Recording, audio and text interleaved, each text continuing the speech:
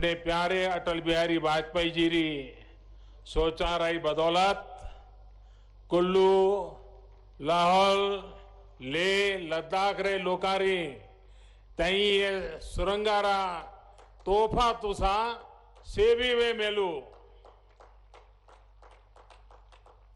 तुसा सैबी वे बहुत बहुत बधाई और मुबारक।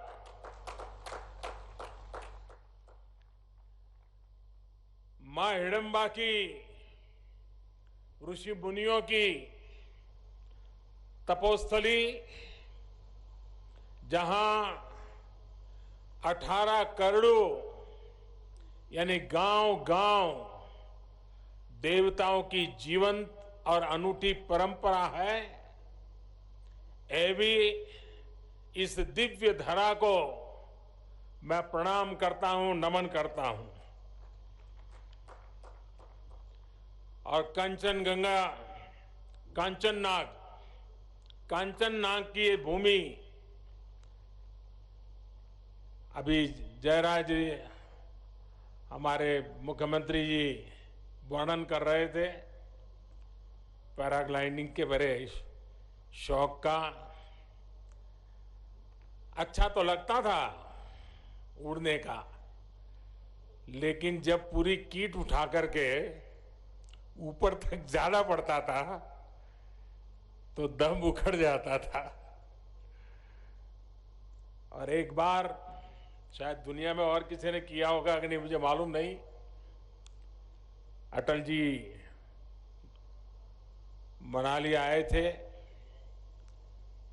मैं यहां संगठन की व्यवस्था वाला व्यक्ति था तो थोड़ा पहले आया था,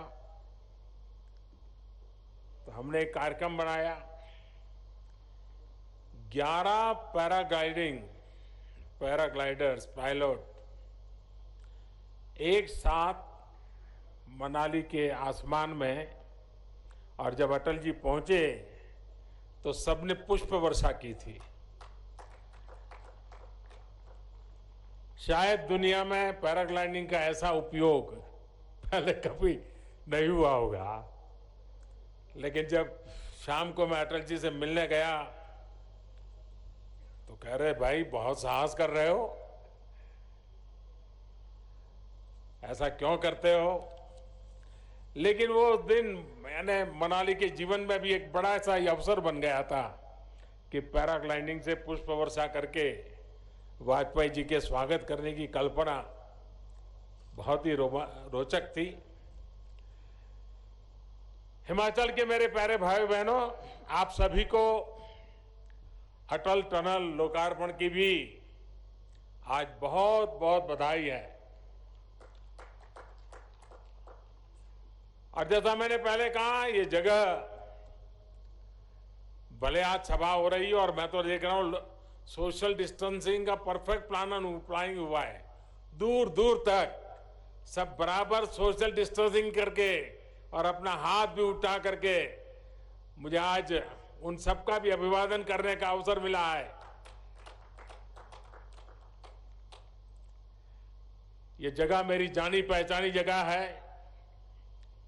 अटल जी के साथ भी मनाली में मुझे कभी, वैसे मैं बड़ा एक जगह पे ज्यादा समय रुकने वाला व्यक्ति नहीं होता था, बहुत तेजी से दौरा करता था, लेकिन जब अटल जी आते थे तो जितने दिन रुकते थे मैं भी रुक जाता था, तो मुझे भी यहाँ काफी निकटता का अनुभव आप सबसे होता था। अब तब उनके साथ मनाली के, हिमाचल के विकास को लेकर कई बार चर्चा होती थी। अटल जी यहाँ के इंफ्रास्ट्रक्चर, यहाँ की कनेक्टिविटी और यहाँ के पर्यटन उद्योग की काफी चिंता भी करते थे। और वो अक्सर अपनी एक मशहूर कविता सुनाया करते थे। मनाली वालों ने तो जरूर बार बार सुनी है। और सोचिए, जिन्हें ये जगह अपने घर जैसी लगती हो, जिन्हें परिणी गांव में समय बिताना इतना अच्छा लगता हो, और जो यहाँ के लोगों से इतना प्रेम करते हो, वही अटल जी कहते थे अपनी कविता में वो कहते थे, मनाली मत जाइयो राजा के राज में, जइयो तो जइयो उड़ी के मत जइयो, अधर में लटकियो हो वायुदूत में जहाज में, जइयो तो जइयो संदेशा न पइयो, टेलीफोन बिगड़े हैं मिर्जा महाराज में। साथियों, मनाली को बहुत अधिक पसंद करने वाले अटल जी की अटल इच्छा थी कि यहां स्थितियां बदले, यहां की कनेक्टिविटी बेहतर हो। इसी सोच के साथ उन्होंने रोहतांग में टनल बनाने का फैसला लिया था। मुझे खुशी है कि आज अटल जी का ये संकल्प सिद्ध हो गया है। ये अटल टनल अपने ऊपर भले ही इतने बड़े पहाड़ का, यानी करीब 2 किलोमीटर ऊंचा पहाड़ उस टनल के ऊपर है, इतने बड़े पहाड़ का बोझ उठाए हैं। जो बोझ कभी लाहौल स्पीति और मनाली के लोग अपने कंधे पर उठाते थे, इतना बड़ा बोझ आज उस टनल ने उठाया है। और उस टनल ने यहां के नागरिकों को एक प्रकार से बोझ मुक्त कर दिया है। सामान्य लोगों का एक बड़ा बोझ कम होना, उनका लाहौल स्पीति आना जाना बहुत आसान होना अपने आप में संतोष की, गौरव की, आनंद की बात है। अब वो दिन भी दूर नहीं जब टूरिस्ट कुल्लू मनाली से सिड्डू घी का नाश्ता करके यहां से निकलेंगे और लाहौल में जाकर के दुमार और चिलड़े का लंच कर पाएंगे। ये पहले संभव नहीं था। ठीक है, कोरोना है, लेकिन अब धीरे धीरे देश अनलॉक भी तो हो रहा है। मुझे उम्मीद है अब देश के अन्य सेक्टर की तरह टूरिज्म भी धीरे धीरे गति पकड़ लेगा और बड़े शान से कुल्लू का दशहरा की तैयारी तो चलती ही चलती होगी। साथियों, अटल टनल के साथ साथ हिमाचल के लोगों के लिए एक और बड़ा फैसला लिया गया है। हमीरपुर में 66 मेगावाट के धौलासिद्ध हाइड्रो प्रोजेक्ट को स्वीकृति दे दी गई है। इस प्रोजेक्ट से देश को बिजली तो मिलेगी ही, हिमाचल के अनेकों युवाओं को रोजगार भी मिलेगा। साथियों, आधुनिक इंफ्रास्ट्रक्चर के निर्माण का जो अभियान पूरे देश में चल रहा है, उसमें बहुत बड़ी भागीदारी हिमाचल प्रदेश की भी है।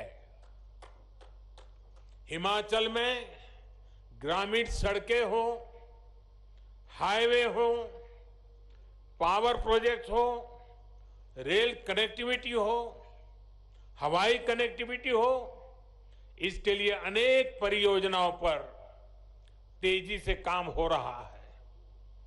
चाहे कीरतपुर कुल्लू मनाली रोड कॉरिडोर हो, जीरकपुर परवान सोलन कैथली घाट कॉरिडोर हो, Nangal dam Talwara rail route हो, भानुपल्ली बिलासपुर बेरी रेल रूट हो, सभी पर तेज गति से काम जारी है। प्रयास यही है कि ये प्रोजेक्ट्स जल्द से जल्द पूरे होकर हिमाचल की सेवा, लोगों की सेवा करना शुरू करें। साथियों, हिमाचल प्रदेश के लोगों का जीवन आसान बनाने के लिए सड़क, बिजली जैसी मूल जरूरत के साथ साथ मोबाइल और इंटरनेट कनेक्टिविटी भी बहुत जरूरी है। और जो टूरिस्ट डेस्टिनेशन होते हैं वहां पर आजकल ये बहुत बड़ी रिक्वायरमेंट बन गया है। पहाड़ी प्रदेश होने के कारण हिमाचल के अनेक स्थानों पर नेटवर्क की समस्या होती रहती है। इसका स्थायी समाधान करने के लिए हाल में देश के 6 लाख गांवों में ऑप्टिकल फाइबर बिछाने का काम शुरू किया गया है। आने वाले 1000 दिनों में ये काम मिशन मोड पर पूरा किया जाना है। इसके तहत गांव-गांव में वाईफाई हॉटस्पॉट भी लगेंगे और इंटरनेट कनेक्शन भी मिल पाएंगे। इससे हिमाचल प्रदेश के बच्चों की पढ़ाई, मरीजों की दवाई और टूरिज्म से कमाई हर प्रकार से लाभ होने वाला है। साथियों, सरकार का निरंतर ये प्रयास है कि सामान्य मानवी की परेशानी कैसे कम हो और उसे उसके हक का पूरा लाभ कैसे मिले। और इसके लिए करीब करीब सभी सरकारी सेवाओं का डिजिटल कन्वर्जन, डिजिटलीकरण ये कर दिया गया है। अब सैलरी पेंशन जैसी अनेक सुविधाओं के लिए बार बार दफ्तरों के चक्कर नहीं काटने पड़ते। पहले हिमाचल के दूर सुदूर क्षेत्रों के वहां से सिर्फ दस्तावेज के अटेस्टेशन के लिए हमारे युवा साथी, रिटायर्ड लोग, अफसरों, नेताओं के यहां चक्कर काटने पड़ते थे। अब दस्तावेजों के अटेस्टेशन की जरूरत को भी एक प्रकार से खत्म कर दिया है।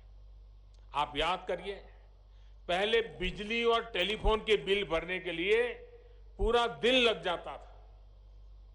आज ये काम आप घर बैठे पर क्लिक पर उंगली दबा करके कर पा रहे हैं। अब बैंक से जुड़ी अनेक सेवाएं जो बैंक में जाकर थी मिलती थी, वो भी अब घर बैठे ही मिलने लगी है। साथियों, ऐसे अनेक सुधारों से समय की भी बचत हो रही है, पैसा भी बच रहा है और करप्शन के लिए स्कोप समाप्त हुआ है। कोरोना काल में ही हिमाचल प्रदेश के 5 लाख से ज्यादा पेंशनर और लगभग 6 लाख बहनों के जनधन खाते में सैकड़ों करोड़ रुपए एक क्लिक में जमा किए गए हैं। 1.25 लाख से ज्यादा गरीब बहनों को उज्ज्वला का मुफ्त सिलेंडर मिल पाया है। साथियों, देश में आज जो रिफॉर्म्स किए जा रहे हैं, उन्होंने ऐसे लोगों को परेशान कर दिया है जिन्होंने हमेशा सिर्फ अपने राजनीतिक हितों के लिए काम किया। सदी बदल गई, लेकिन उनकी सोच नहीं बदली। अब सदी बदल गई है, सोच भी बदलनी है और नई सदी के हिसाब से देश को भी बदल करके बनाना है। आज जब ऐसे लोगों द्वारा बनाए बिचौलियों और दलालों के तंत्र पर प्रहार हो रहा है, तो जरा बौखला रहे हैं। बिचौलियों को बढ़ावा देने वालों ने देश के किसानों की स्थिति क्या कर दी थी, ये हिमाचल के लोग भी भली भांति जानते हैं। ये आपको भी पता है कि हिमाचल देश के सबसे बड़े फल उत्पादक राज्यों में से एक है। यहां के टमाटर, मशरूम जैसी सब्जियां भी अनेक शहरों की जरूरतों को पूरा करती है। लेकिन स्थिति क्या रही है? कुल्लू का, शिमला का या किन्नौर का जो सेब किसान के बाग से 40-50 रुपये किलो के हिसाब से निकलता है, वो दिल्ली में रहने वालों के घरों में करीब करीब 100-150 रुपये तक पहुंचता है। बीज का लगभग 100 रुपये का जो हिसाब है न वो कभी किसान को मिला, न कभी वो खरीदार को मिला, तो वो गया कहां? किसान का भी नुकसान और शहर में लेकर के खरीद करने वाले का भी नुकसान। यही नहीं, यहां के बागवान साथी जानते हैं कि सेब का सीजन जैसे जैसे पीक पर जाता है तो कीमतें धड़ाम से गिर जाती है। इसमें सबसे अधिक मार ऐसे किसानों पर पड़ता है जिनके पास छोटे बगीचे हैं। साथियों, कृषि सुधार कानूनों का विरोध करने वाले कहते हैं कि यथास्थिति बनाए रखो, पिछली सदी में जीना है जीने दो। लेकिन देश आज परिवर्तन के लिए प्रतिबद्ध है और इसलिए ही कृषि क्षेत्र के विकास के लिए कानूनों में ऐतिहासिक सुधार किया गया है। और ये जो सुधार है वो उन्होंने भी पहले सोचे थे, वे भी चाहते थे, सोच तो उनकी भी थी, हमारी भी, फुल स्टॉप कॉमा के साथ वही है, लेकिन उनमें हिम्मत की कमी थी। हमारे में हिम्मत है। उनके लिए चुनाव सामने थे, हमारे लिए देश सामने है। हमारे लिए हमारा देश का किसान सामने है। हमारे लिए हमारे देश का किसान का उज्जवल भविष्य सामने है। और इसलिए हम फैसले लेकर के आगे किसान को ले जाना चाहते हैं। अगर हिमाचल के छोटे छोटे बागवान किसान समूह बनाकर अपने सेब दूसरे राज्यों में जाकर सीधे बेचना चाहे तो उन्हें वो आजादी मिल गई है। हां, अगर उनको स्थानीय मंडी में फायदा मिलता है, पहले की व्यवस्था से फायदा मिलता है, तो वो विकल्प तो है ही है, उसको किसी ने खत्म नहीं किया है।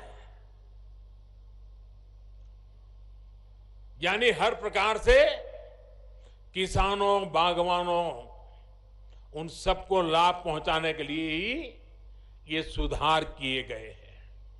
साथियों, केंद्र सरकार किसानों की आय बढ़ाने, खेती से जुड़ी उनकी छोटी छोटी जरूरतों को पूरा करने के लिए प्रतिबद्ध है। पीएम किसान सम्मान निधि के तहत देश के लगभग 10.25 करोड़ किसान, उन परिवारों के खाते में अब तक करीब करीब 1 लाख करोड़ रुपए जमा किए जा चुके हैं। 10.25 करोड़ से ऊपर। इसमें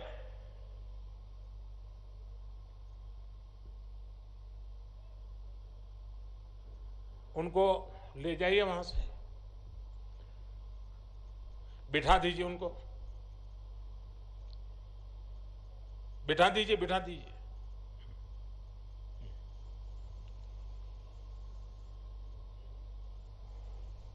वो हमारी जो मेडिकल टीम होगी जरा उनको काम पे लगाइए। इसमें हिमाचल के 9.25 लाख किसान परिवारों के बैंक खाते में भी लगभग 1,000 करोड़ रुपए जमा किए गए हैं।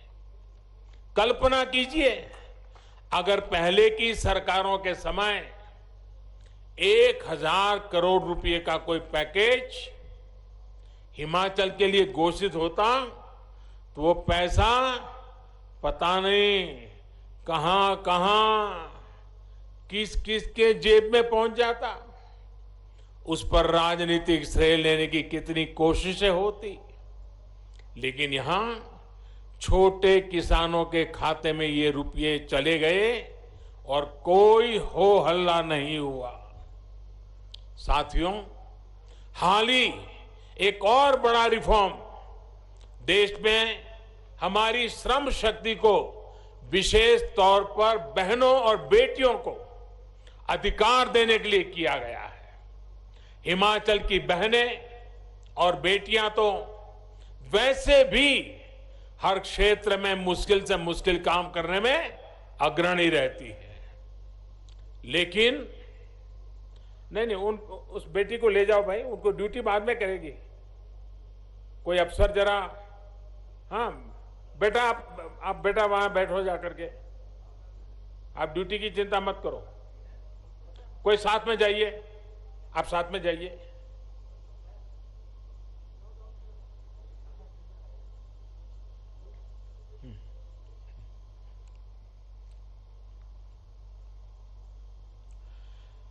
अभी तक स्थिति ये थी कि देश में अनेक सेक्टर ऐसे थे जिनमें बहनों को काम करने की मनाही थी।